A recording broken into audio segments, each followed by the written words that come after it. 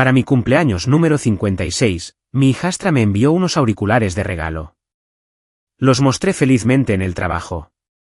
De repente, un compañero miró más de cerca, y se puso pálido. «Deberías llevar esto a la policía», susurró. No grité. Tomé acción. 3 días después. Me llamo Ray Keller. Tengo 56 años. Y descubrí que mi propia hijastra estaba tratando de robar mi vida en la sala de conferencias de un banco. Con un par de auriculares blancos sobre la mesa, entre nosotros, como si fueran un arma cargada. La habitación estaba lo suficientemente tranquila como para escuchar el zumbido del conducto de aire sobre mi cabeza. Megan seguía hablando rápido, a la defensiva, enojada, pero yo ya no escuchaba. Solo podía ver esos auriculares, plástico barato manchado de huellas dactilares, algo que ella había envuelto en papel de cumpleaños, y me había enviado por correo con una carita feliz en la tarjeta. 3 días antes, todavía pensaba que eran solo un regalo. Permítanme retroceder. Vivo en Toledo, Ohio, en el lado tranquilo de la ciudad, donde todas las casas parecen haber sido construidas por el mismo hombre cansado en los años 70. Revestimiento de aluminio, entradas de auto cortas, césped que se vuelve marrón cada agosto, sin importar cuánto lo riegues. Trabajo como supervisor de instalaciones en el Hospital Regional St. Tenans, que es una forma elegante de decir que evito que el lugar se derrumbe. Calderas, conductos de ventilación, puertas que no cierran, ¿entienden? Llevo allí 22 años, el tiempo suficiente para que la gente deje de verte. Ese martes fue mi cumpleaños número 56. Sin grandes planes. Elaine, mi esposa, se olvidó hasta el mediodía. Eso dolió más de lo que dejé ver. En el trabajo, los chicos de mantenimiento me sorprendieron con un pastel de Kroger, y una de esas tarjetas que todos firman, pero que nadie lee realmente. Alguien escribió, «No te nos mueras», en tinta azul. Me reí. Se supone que debes hacerlo. Les conté que había recibido un paquete esa mañana de parte de Megan.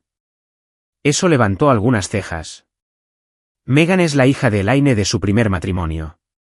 Tiene 32 años, es muy lista, siempre tiene prisa. Nunca hemos sido cercanos, pero hemos sido civilizados. Esa mañana, ver mi nombre con su letra se sintió agradable, inesperado, como si tal vez yo importara más de lo que pensaba. Dentro de la caja había unos auriculares inalámbricos blancos. Nada lujoso. Ninguna marca que reconociera. Una nota decía, pensé que estos podrían hacer el trabajo un poco más fácil. Feliz cumpleaños, Ray. Los llevé al trabajo al día siguiente, sintiendo todavía esa pequeña y cálida sorpresa en mi pecho. Durante el almuerzo, los saqué para mostrárselos a los chicos. Bob bromeó diciendo que a mi edad debería estar comprando un andador, no auriculares. Dennis se inclinó sobre la mesa, y preguntó si podía verlos.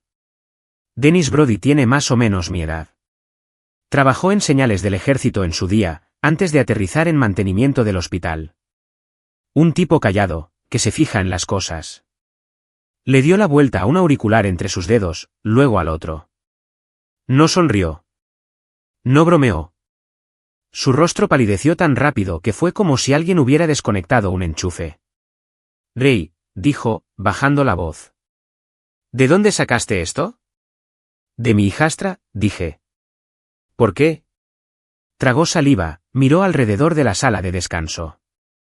Tienes que llevar esto a la policía. Me reí. Reflejó. ¿Qué? ¿Crees que les puso una bomba? Dennis no me devolvió la risa. Creo que han sido manipulados, y no en el buen sentido. Algo en mi estómago cayó. No era miedo todavía, solo esa sensación fría que tienes cuando una máquina hace un ruido que no debería. Metí los auriculares en el bolsillo de mi chaqueta, y terminé mi sándwich sin saborearlo. Esa noche, Toledo estaba encerrada en uno de esos hechizos grises de invierno donde el cielo te presiona hacia abajo. La nieve a lo largo del bordillo estaba negra por la sal de la carretera. Mis botas crujían mientras caminaba hacia el auto. En casa, Elaine estaba viendo la televisión. Casi se lo digo. Casi. Pero no quería sonar loco. No quería acusar a la hija de ella de algo que ni siquiera podía explicar aún. A la mañana siguiente, conduje hasta la comisaría del condado de Lucas en mi hora de almuerzo. La sala de espera olía a café quemado. Un televisor en la esquina mostraba el clima. Cuando salió el detective, Harris decía su placa, parecía un hombre contando los días para jubilarse. No hicieron muchas preguntas. Se llevaron los auriculares a una habitación trasera. Me senté solo, escuchando mi propia respiración. Después de un rato, escuché un leve sonido electrónico a través de la pared. Un pitido constante. Bip, bip. Harris regresó con otro hombre. Más joven, tipo técnico. Harris apoyó los auriculares en la mesa entre nosotros, como evidencia en un tribunal. Estos no son estándar, dijo. Han sido modificados. Captación de audio, datos de ubicación. Se me secó la boca. ¿Así que alguien podría escucharme? Harris no respondió de inmediato. Solo preguntó, ¿dónde los usas habitualmente? La respuesta me golpeó más fuerte que la pregunta. En casa, en el auto, en mis caminatas, en llamadas telefónicas con mi amigo Frank sobre la jubilación, con mi agente de seguros sobre dinero, sobre mi salud. No confrontes a nadie, dijo Harris. Actúa normal. ¿Normal? Esa era la parte difícil. Conduciendo de regreso al trabajo, mis manos temblaban en el volante. Pensé en la letra ordenada de Megan, su sonrisa en acción de gracias. Lo fácil que es lastimar a alguien cuando quiere confiar en ti. Esa noche, puse los auriculares en la encimera de la cocina y los miré fijamente. Pequeños, de aspecto inocente, como si no pudieran cambiar tu vida.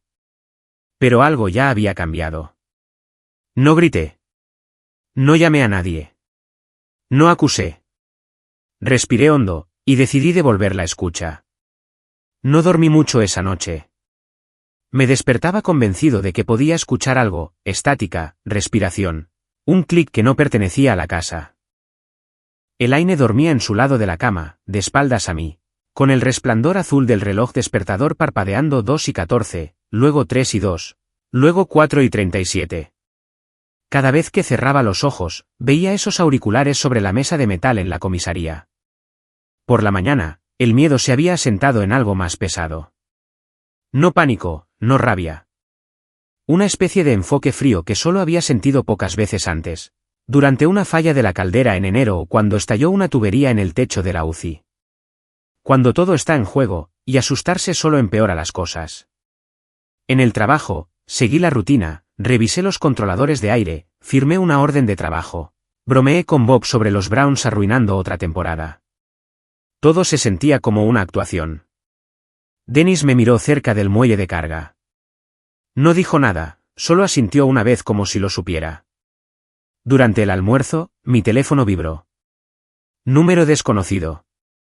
Señor Keller, dijo la voz. Habla el detective Harris. Salí al frío. El viento cortaba directamente a través de mi chaqueta. Hicimos una revisión más profunda, dijo Harris. Las modificaciones no son aleatorias. Quien hizo esto sabía exactamente lo que quería. ¿Qué significa eso?, pregunté. Significa que no solo estaban escuchando chismes. Me apoyé contra la pared de ladrillo. La nieve repiqueteaba contra el pavimento. Harris lo explicó con cuidado, como si estuviera hablando con alguien de su propia edad. Los auriculares no eran ilegales por sí mismos. El problema era cómo habían sido alterados y emparejados.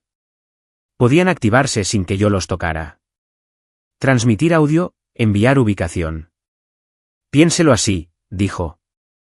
Alguien quería una ventana a sus rutinas. Mis rutinas. Me imaginé a mí mismo en el auto hablando en voz alta sobre números que nunca había escrito, sobre cuánto valía la casa ahora, sobre la póliza de seguro que había actualizado después de mi último examen físico, y sobre cómo a veces, cuando me levantaba demasiado rápido, la habitación se inclinaba. ¿Por qué?, pregunté. Hubo una pausa en la línea. Esa es la parte que aún no podemos responder. Después del trabajo, conduje a casa despacio, pasando por los mismos centros comerciales por los que había pasado 1000 veces. Menards, Dunkin', un lugar que vendía colchones con pancartas que prometían sin crédito, sin problemas. Me pregunté cuántas personas entraban en trampas sonriendo. Elaine estaba en la cocina cuando llegué a casa, clasificando el correo. Parecía cansada. Casi le cuento todo. Las palabras estaban justo ahí. En cambio, pregunté casualmente, ¿llamó Megan hoy? Elaine negó con la cabeza. No.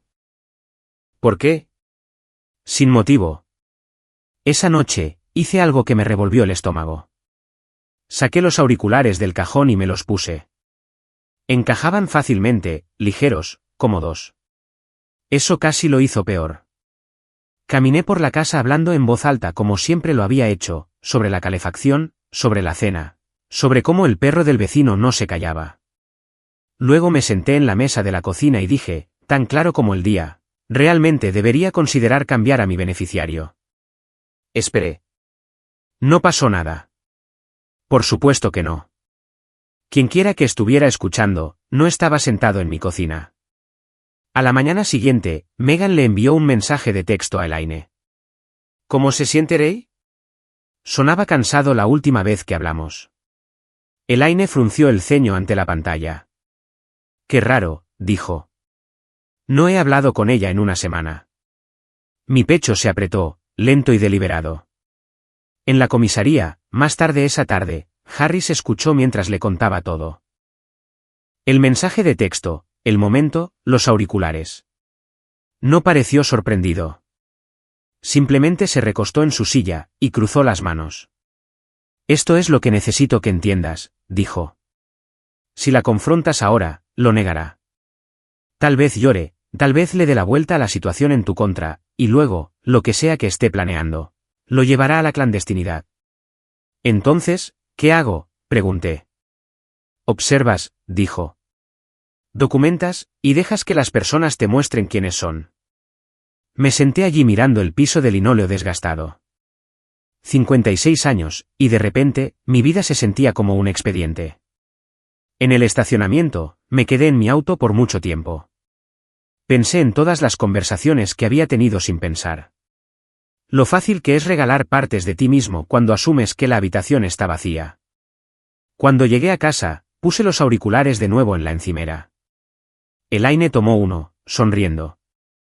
«Qué cositas tan lindas», dijo. «Megan realmente te sorprendió». «Sí», dije. «¿Lo hizo?» Esa noche, acostado en la cama, tomé una decisión que me asustó casi tanto como la verdad. Si alguien quería escucharme con tanta urgencia, le iba a dar algo que valiera la pena escuchar. A la mañana siguiente, me puse los auriculares incluso antes de servirme el café. Esa fue la parte más difícil de admitirme a mí mismo más tarde. No que los usara, sino que una parte de mí quería hacerlo. La curiosidad mezclada con el miedo tiene una forma de hacer eso. Como tocar un cable que sabes que aún podría tener corriente. No puse música. No hice llamadas. Simplemente dejé que se quedaran en mis oídos mientras me movía por la cocina, dejando que la casa despertara conmigo. El viejo refrigerador zumbaba. La caldera hacía clic al encenderse y apagarse. Elaine caminó por el pasillo en calcetines. «Buenos días», dijo. «Buenos días», respondí, tan firme como pude. Mantuve mi voz normal. Eso requirió esfuerzo. He trabajado con máquinas el tiempo suficiente para saber que el pánico se nota en las vibraciones más pequeñas. Lo mismo pasa con las personas. En el trabajo, lo traté como una prueba del sistema. Eso fue lo que hizo que se sintiera manejable. Calderas, conductos, cámaras, no las acusas de romperse. Pruebas las entradas y observas las salidas. A las 10:30, caminé por el piso mecánico y dije en voz alta, Frank dice que el tiempo compartido en Florida finalmente podría venderse. Si lo hace, lo pondré directamente en un fideicomiso. Probablemente tenga sentido. Lo dije como si estuviera hablando conmigo mismo, porque a menudo lo hago. Al mediodía, no pasó nada. A las 2, mi teléfono vibró. Número desconocido otra vez. Esta vez, no era Harris. Era Megan. Hola, Ray, pregunta aleatoria. ¿Sigues pensando en vender ese lugar en Florida?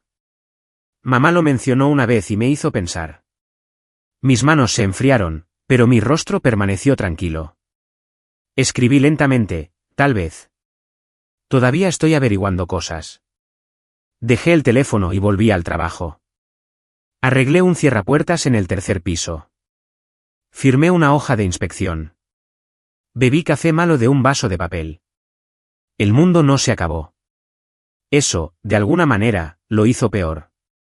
Esa noche, Megan apareció en la casa con un recipiente de sopa. Elaine estaba sorprendida. Yo también. Estaba por la zona, dijo Megan, sonriendo demasiado. Pensé en ver cómo estaban. Estoy bien, dije. Ella inclinó la cabeza. Mamá dijo que sonabas cansado últimamente. Elaine me lanzó una mirada. Yo no dije eso. Megan le restó importancia con la mano. Solo me preocupo, eso es todo. Ya sabes, a tu edad. Ahí estaba. Suave, casual, envuelto en preocupación. Comimos en la cocina. Megan me observaba más a mí que a su comida. Me preguntó si había estado mareado, si el trabajo era estresante, si estaba cumpliendo con mis citas. Respondí honestamente donde pude, vagamente donde no. Todo el tiempo, podía sentir los auriculares calientes contra mis oídos, como si estuvieran vivos. Esa noche, después de que ella se fue, Elaine dijo, solo está tratando de ser amable. Lo sé, dije. Pero ya no lo creía. Durante los siguientes 2 días, seguí alimentando la línea con cuidado. Hablé sobre cambiar beneficiarios, sobre tal vez necesitar ayuda con el papeleo, sobre cómo mi memoria no era lo que solía ser. Cada vez Megan reaccionaba, a veces en horas, a veces al día siguiente, un mensaje de texto, una llamada, solo para saber cómo estás. Una vez fui demasiado lejos. Le dije al auto vacío con los auriculares puestos que casi me había olvidado de pagar la factura de electricidad. Eso me asustó. No debí haberlo dicho. El miedo te vuelve descuidado. Esa noche, Elaine preguntó, ¿pagaste la luz? Me congelé. Por supuesto, dije, un segundo demasiado tarde. Ella frunció el ceño. Megan mencionó algo sobre que estabas olvidando facturas. Ahí estaba, la prueba. Y algo más, Elaine estaba en medio de esto, lo supiera o no. No dormí esa noche, no por miedo, sino por el peso de lo que estaba haciendo, mentir a propósito, manipular a mi propia familia. Me repetía a mí mismo que era necesario. Eso no hacía que se sintiera limpio. A la mañana siguiente, canté. Canté fuerte y desafinado, una vieja canción de John Denver que Dennis solía tararear. Lo hice mientras revisaba el correo, mientras me ataba las botas, mientras caminaba por la entrada del auto. Sonaba ridículo. Al mediodía, Megan llamó. Ray, espetó ella, la irritación deslizándose a través de la máscara. ¿Estás bien? Sonreí solo en la oficina de mantenimiento. No había preguntado si estaba bien, había preguntado cómo. Fue entonces cuando supe que esto no se trataba de curiosidad. No se trataba de cuidado. Se trataba de control. Y cuanto más tiempo la dejaba escuchar, más cuerda se daba a sí misma. Aún así, la duda se colaba por la noche. Me preocupaba en lo que me estaba convirtiendo, si ganar me costaría lo que quedaba de mi matrimonio, si me reconocería a mí mismo cuando esto terminara. Pero cada vez que dudaba, pensaba en esos auriculares sobre la mesa en la comisaría, en lo fácil que habría sido seguir usándolos, sin saber nunca que ya no era el ratón. Solo tenía que averiguar qué trampa estaba construyendo ella, y cómo activarla sin perder el equilibrio. No encontré el papeleo de una sola vez. Me llegó como suelen llegar las malas noticias, pieza por pieza, cuando no las estás buscando, cuando tienes la guardia baja lo suficiente como para dejar que duela. Comenzó con el correo. Un sobre blanco simple de nuestro banco estaba en la encimera de la cocina una tarde, medio oculto bajo cupones de supermercado y un volante para una fritanga de pescado de la iglesia. Elaine aún no lo había abierto. Ella nunca abría el correo del banco. Eso siempre era cosa mía. Dentro había un aviso pidiéndome confirmar una próxima cita con respecto a una revisión de patrimonio de la vivienda. Me quedé mirando la fecha. Yo no había programado nada. Cuando le pregunté a Elaine al respecto, dudó solo una fracción de segundo demasiado larga. Oh, dijo. Megan preguntó si habías hablado con el banco últimamente. Dijo que tal vez se estaban comunicando debido a las tasas de interés. Eso fue todo lo que dijo. Luego se volvió hacia el fregadero. No presioné. Todavía no. A la mañana siguiente, antes del trabajo, bajé al sótano. La caldera estaba traqueteando de nuevo, y eso me dio una razón, al menos en la superficie. Mientras estaba allí abajo, abrí el viejo archivador que teníamos desde los años 90. El que tenía el cajón doblado y olor a polvo y cartón. Papeles de seguros, declaraciones de impuestos, manuales de electrodomésticos que ya no teníamos. Entonces vi algo que no pertenecía allí. Una carpeta delgada, más nueva, demasiado limpia. Dentro había documentos impresos, plantillas en realidad, encabezados en negrita. Lenguaje legal que parecía oficial, sin serlo del todo. Las palabras saltaron hacia mí como luces de advertencia: poder notarial, evaluación de capacidad, petición de tutela. Se me durmieron las manos. Me senté en los escalones del sótano y leí cada página lentamente. Notas en los márgenes escritas con la letra de Megan. Frases cortas y eficientes. Papá olvida fechas. Confundido sobre las finanzas. Visita al médico pronto. Visita al médico. Mi estómago cayó. Esto no se trataba solo de dinero. Se trataba de control.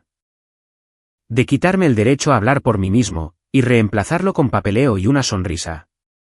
Pensé en los auriculares de nuevo, en las cosas que había dicho mientras los usaba, en lo fácil que sería armar una historia de deterioro si tuvieras suficiente audio para elegir a conveniencia. Arriba, Elaine llamó, preguntando si había encontrado el problema con la caldera. En un minuto, dije, mi voz resonó de vuelta, más firme de lo que me sentía. Esa tarde, conduje al banco en mi hora de almuerzo. El vestíbulo olía a limpiador de alfombras y café quemado. No acusé. Hice preguntas, educadas, del tipo que haces cuando no quieres que nadie sepa lo cerca que estás del borde. El oficial de préstamos, un tipo joven con una sonrisa tensa, confirmó que alguien había llamado preguntando sobre mi elegibilidad para una línea de crédito hipotecario. No yo. Una mujer dijo que estaba ayudando a su padrastro a administrar las cosas. ¿Tenía autorización?, pregunté. Se movió en su silla. Mencionó que usted estaba considerando otorgarla. Mencionó, no proporcionó. Eso fue suficiente. Regresé al trabajo, cerré la puerta de mi oficina, y llamé al detective Harris. Escuchó, no interrumpió. Cuando terminé, dejó escapar un suspiro lento. Esto no es raro, dijo. Lo que lo hace peligroso es el momento. Vigilancia de audio más papeleo de tutela es una mala combinación. Entonces, ¿qué hago?, pregunté. Sigues haciendo exactamente lo que estás haciendo, dijo. Y no firmes nada. Esa noche, Megan vino de nuevo. Trajo postre esta vez, comprado en tienda, sonriendo. Mamá dijo que encontraste algunos papeles, dijo a la ligera, como si estuviera hablando de una receta. Solo estaba tratando de ayudar a organizar las cosas. Ya sabes, para el futuro. El futuro, repetí. Ella asintió. A nuestra edad, es inteligente planificar. Nuestra edad. Miré a Elaine. Ella no me miró a los ojos por un momento. Solo uno. Quería terminarlo. Exponer todo. Decirles que lo sabía. Decirle a Megan que se fuera. En cambio, asentí. Planificar tiene sentido. Megan se relajó solo un poco. Esa noche, después de que todos se fueron a la cama, me senté en el auto con los auriculares puestos y hablé sobre programar una cita con el médico, sobre pruebas de memoria, sobre querer a alguien conmigo en caso de que olvide algo. Odié cada palabra. A la mañana siguiente, Megan envió un mensaje de texto: puedo ir contigo si quieres. Podría ser más fácil. Ahí estaba. La trampa casi cerrada. Me senté en el estacionamiento del hospital, con el motor apagado, escuchando el viento empujar la nieve a través del pavimento. Pensé en el día en que Megan me llamó papá por primera vez, En enseñarle a conducir en el mismo estacionamiento años atrás. Mis manos apretadas en la manija de la puerta mientras ella sacudía el volante. Confiaba en ella entonces. La confianza no muere de una sola vez. Se escapa lentamente como el calor a través de una ventana rota, hasta que tienes frío y no recuerdas cuándo sucedió. Le respondí el mensaje. Gracias. Déjame revisar mi horario. Luego llamé a Harris. Creo que sé a dónde va esto, dije, y creo que puedo probarlo. Cuidado, dijo. Esta es la parte donde la gente comete errores. Sabía que tenía razón. Porque incluso mientras la red se cerraba alrededor de Megan, también se estaba cerrando a mi alrededor. Una palabra incorrecta, una firma, un momento de ira, y estaría exactamente donde ella me quería. Me quité los auriculares y los puse en el asiento del pasajero. Pequeños, blancos, silenciosos. No estaban robando mi mente. Todavía no. La parte más difícil no fue fingir estar confundido. La parte más difícil fue fingir estar tranquilo. Cada instinto que tenía me decía que confrontara a Megan, que pusiera los papeles sobre la mesa y le preguntara qué clase de persona planea borrar a otro ser humano con formularios y letra pequeña. Pero el detective Harris había sido claro, la ira solo me haría descuidado. Ser descuidado me haría perder. Así que ralenticé todo. En el trabajo, me apegué a las rutinas, revisé las calderas a las mismas horas, caminé por los mismos pasillos, comí el almuerzo en la misma silla de la sala de descanso con el vinilo agrietado. Dejé que los auriculares descansaran en mi bolsillo la mayoría de los días, pero los usaba con la frecuencia suficiente para mantener viva la ilusión. Hablaba más conmigo mismo en el auto. Mencionaba estar cansado. En el garaje, murmuraba sobre que el papeleo me daba dolor de cabeza. Una vez, de pie en el sótano, dije en voz alta que me alegraba de que Elaine manejara la mayoría de las cosas ahora. Cada frase sabía amarga. Cada una se sentía como papel de lija en mi orgullo. Las respuestas llegaron rápido. Megan enviaba recordatorios por mensaje de texto, ofrecía llevarme, preguntaba si había pensado en hacer las cosas oficiales para que ella pudiera ayudar más. Su lenguaje era cuidadoso, pero siempre apuntaba en la misma dirección, hacia firmas, citas, autoridad. Elaine se volvió más callada. Una noche, mientras doblábamos la ropa, dijo, Megan solo está preocupada. No tienes que ser tan terco. Esa palabra, terco, cortó más profundo de lo que ella sabía. Casi le cuento todo en ese momento. Casi saco la carpeta del cajón y la pongo sobre la cama entre nosotros. Mi boca se abrió. Entonces ella agregó, ella dice que olvidas cosas a veces. Cerré la boca. En cambio, asentí. Tal vez lo hago. Ese fue el momento en que casi pierdo el control. Conduje hasta el estacionamiento del hospital después de la cena y me senté allí en la oscuridad, con el motor en marcha, viendo mi aliento empañar el parabrisas. Pensé en todos los años que había trabajado para mantener ese lugar funcionando. Todos los sistemas que había aprendido de memoria. Nadie me llamaba olvidadizo cuando la calefacción seguía encendida en febrero. Llamé a Dennis. Necesito que me digas si estoy loco, dije. No dudó. No lo estás. Dennis me ayudó a hacer lo que yo no podía hacer solo. Organizar fechas, horas, mensajes. Me enseñó cómo guardar todo en múltiples lugares, cómo imprimir registros para que no pudieran perderse. Me recordó escribir las cosas a mano porque los jurados y los bancos todavía confían en la tinta. A la gente de tu edad la descartan, dijo suavemente. El papel evita que desaparezcas. El siguiente revés vino de la policía. Un oficial más joven, a quien Harris incluyó, echó un vistazo a la situación y se encogió de hombros. Parece un drama familiar, dijo. En realidad, no se ha tomado dinero todavía. Esa noche, golpeé el volante con la fuerza suficiente para que me dolieran los nudillos. Me costó todo no conducir directamente al apartamento de Megan y destapar todo el asunto. Ese fue mi error. La llamé en su lugar. No enojado, solo demasiado directo. Megan, dije, ¿por qué estás hablando con el banco sobre mi casa? Hubo una pausa, una larga. Solo estoy tratando de ayudar, dijo. Mamá me lo pidió. La línea se cortó. Me senté allí, con el corazón latiendo con fuerza, sabiendo que había dicho demasiado. Durante los siguientes 2 días, no pasó nada. Ni mensajes, ni llamadas, ni visitas sorpresa. El silencio fue peor que la presión. Estaba seguro de que la había alertado y perdido mi oportunidad. Entonces llegó el correo electrónico de Megan. Asunto, próximos pasos. Escribió sobre programar una reunión en el banco, sobre cómo sería menos estresante si todos nos sentáramos juntos. Adjuntó una lista de documentos que sugería que yo llevara. Al final, casi como una ocurrencia tardía, agregó, hablé con mamá. Ella está de acuerdo en que esto es lo mejor. Eso fue todo. La prueba que Harris necesitaba. Reenvié todo a él y al departamento de fraude del banco. Esta vez escucharon. El tono cambió. Se programaron reuniones, no del tipo que Megan esperaba. Elaine lloró cuando le dije la verdad. No sollozos fuertes, solo lágrimas silenciosas que empaparon su suéter. No sabía, seguía diciendo. No pensé. Lo sé, dije, y lo decía en serio. Pero saberlo no deshacía el daño. La noche antes de la reunión en el banco, apenas dormí. No por miedo esta vez, sino por el peso de lo que venía.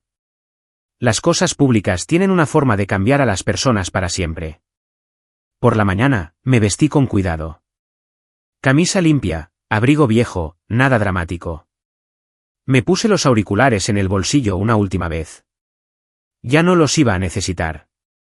La sala de conferencias en el Great Lakes Community Bank era más pequeña de lo que esperaba. Sin drama de tribunal, sin paneles de madera, solo una mesa larga de laminado, un televisor montado en la pared que no estaba encendido, y una jarra de café que había estado allí el tiempo suficiente para quemarse. El tipo de habitación donde la gente firma papeles que no entiende completamente, y se convence de que está bien. Megan llegó primero.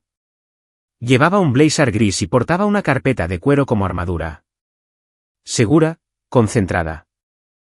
No me miró cuando entré, solo asintió como si fuéramos compañeros de trabajo esperando que comenzara una reunión. Elaine entró al último. Parecía más pequeña de alguna manera. ¿Cansada? Se sentó junto a Megan, con las manos apretadas en su regazo. Tomé la silla frente a ellas y dejé mi café. No dije una palabra. La investigadora del banco, Linda Morales, se presentó, voz tranquila, sonrisa profesional. El detective Harris se sentó a un lado, con la libreta cerrada, observando. Linda deslizó una pila de papeles sobre la mesa. No hacia mí, hacia Megan. Antes de comenzar, dijo Linda, necesitamos aclarar algunas cosas. Megan sonrió. Por supuesto. Linda tocó la página superior. Estos correos electrónicos, estas llamadas, esta solicitud de cita, usted los inició, ¿correcto? Megan asintió. Estaba ayudando a mi padrastro. Él ha estado abrumado. Me miró el tiempo suficiente para vender la historia. Tomé un sorbo de café. Estaba terrible. Linda continuó, ¿usted afirma que el señor Keller estaba considerando otorgarle autoridad financiera? Sí, dijo Megan. Lo hemos hablado. Eso es interesante, respondió Linda, pasando una página. Porque el señor Keller no ha firmado nada. Y sin embargo usted solicitó información típicamente reservada para agentes autorizados. La sonrisa de Megan se tensó. Solo estaba reuniendo opciones. Harris se inclinó hacia adelante por primera vez. Las opciones generalmente no incluyen tergiversar la capacidad mental de alguien. La palabra capacidad aterrizó con fuerza. Elaine levantó la vista. ¿Qué? Linda deslizó otro documento hacia adelante. Las plantillas de tutela, las notas en los márgenes, fotocopias, limpias, etiquetadas. A Elaine se le cortó la respiración. «Megan, ¿qué es esto?» El rostro de Megan se sonrojó.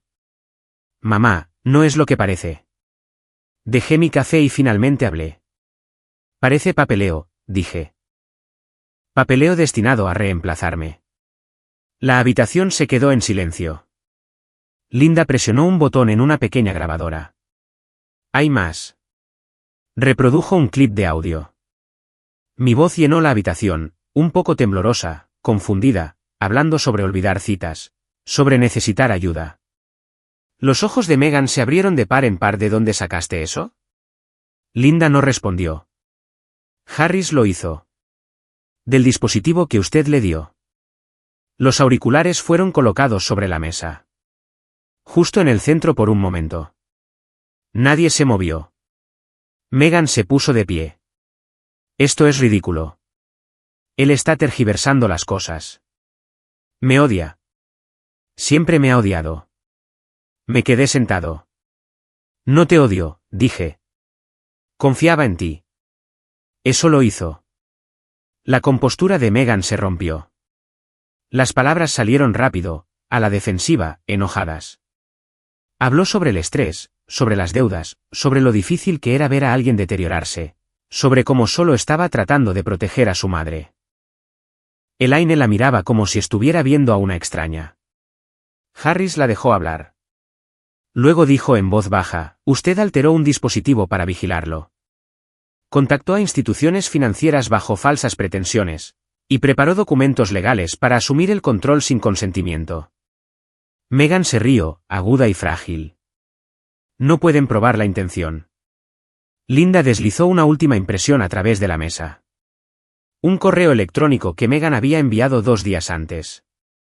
Una vez que firme, todo se vuelve más fácil. Ni siquiera se dará cuenta de lo que está perdiendo. Las palabras estaban ahí, negro sobre blanco. Elaine se tapó la boca. Los hombros de Megan se hundieron. Solo un poco. ¿Suficiente? Nadie alzó la voz. Nadie necesitó hacerlo. Linda cerró la carpeta. Este asunto está siendo remitido para una mayor investigación.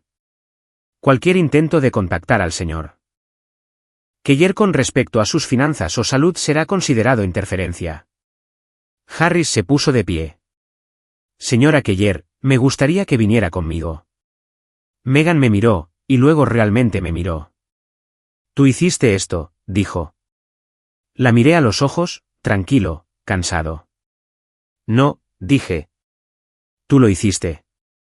La dejaron salir sin esposas, pero la habitación se sintió más pesada después de que se fue, como si el aire hubiera sido succionado. Elaine lloraba en silencio, el tipo de llanto que no pide consuelo. No la toqué. Recogí mi abrigo. Los auriculares todavía estaban sobre la mesa. Los levanté, les di la vuelta una vez, y los dejé de nuevo. Al llegar a la puerta, me detuve. Deberías haberme comprado un pastel, dije. Luego salí. Afuera, el viento cortaba a través del estacionamiento. La nieve se acumulaba contra el bordillo.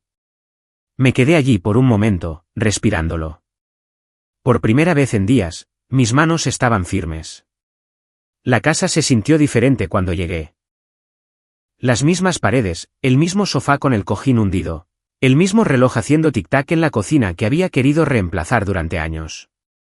Pero el aire era más ligero, como si finalmente se hubiera abierto una ventana después de un largo invierno. Elaine no volvió a casa esa noche. Se quedó con su hermana al otro lado de la ciudad. No la detuve. Ambos necesitábamos espacio para asimilar lo que había sucedido, para entender lo que no se podía desdecir ni deshacer. Me preparé una cena sencilla. Sopa de lata, galletas saladas. Comí de pie en la encimera, escuchando la caldera encenderse y apagarse, sintiendo la tranquilidad asentarse en mis huesos.